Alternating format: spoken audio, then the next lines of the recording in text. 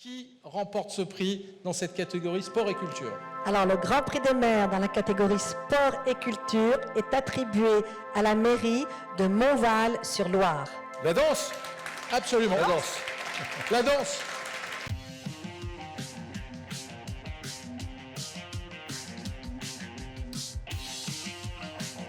Alors le projet était d'abord une ligne de conduite pour l'action culturelle de manière à développer le plus possible la culture pour tous les publics et développer la danse puisqu'il n'y avait pas de danse sur le territoire. Je me suis rendu compte que sur le territoire, beaucoup de personnes avaient des difficultés à s'exprimer et au travers de la danse, au travers du mouvement, c'était donc un nouveau mode d'expression qui nous a semblé utile de mettre en exergue sur notre commune.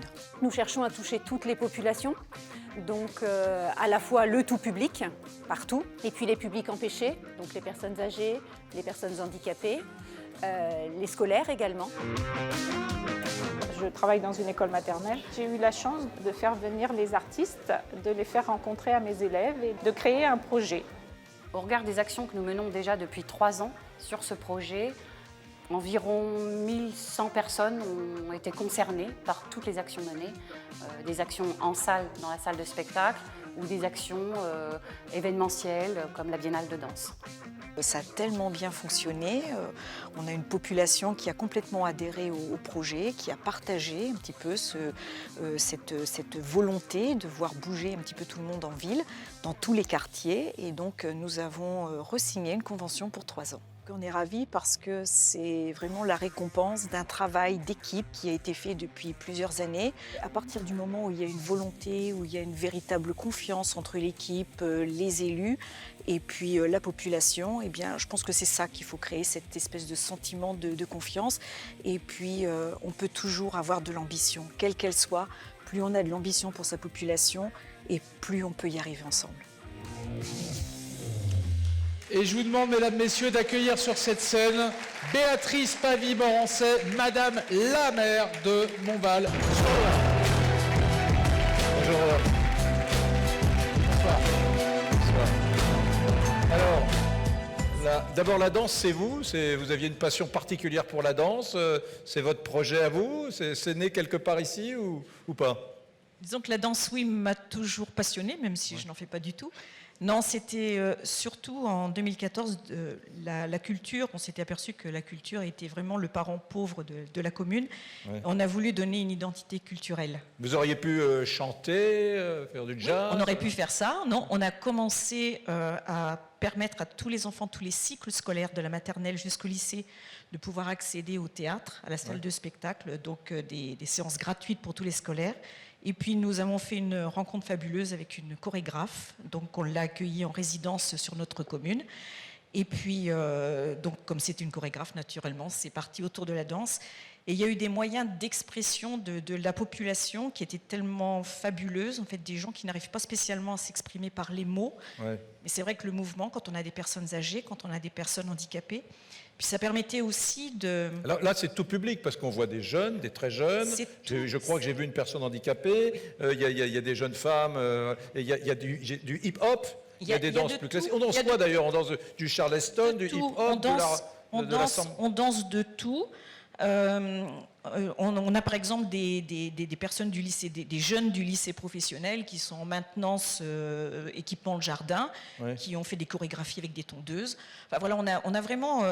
c'est de faire travailler... Pour quelqu'un d'une autre génération, voilà, par exemple pour moi, voudrait danser le cha-cha-cha, par exemple. Est-ce que je peux venir chez vous? Est-ce que vous pouvez m'initier? Oui, bien sûr. Enfin, ce sera pas moi qui va vous initier, mais les chorégraphes. Ça veut dire public différent. Est-ce qu'il y a par exemple des habitants de votre ville qui viennent vous voir et qui veulent participer à des ateliers sur la base du volontariat? Ils peuvent participer à des ateliers, ils peuvent se rendre dans une maison de retraite, dans les lycées, ils peuvent se rendre dans des commerces. En fait, on danse partout. La chorégraphe est partout. Donc, elle travaille sur un projet. Oui, dans les commerces. Bar-tabac. Dans les bars-tabac, dans les pharmacies, enfin voilà, dans des guichets de banque.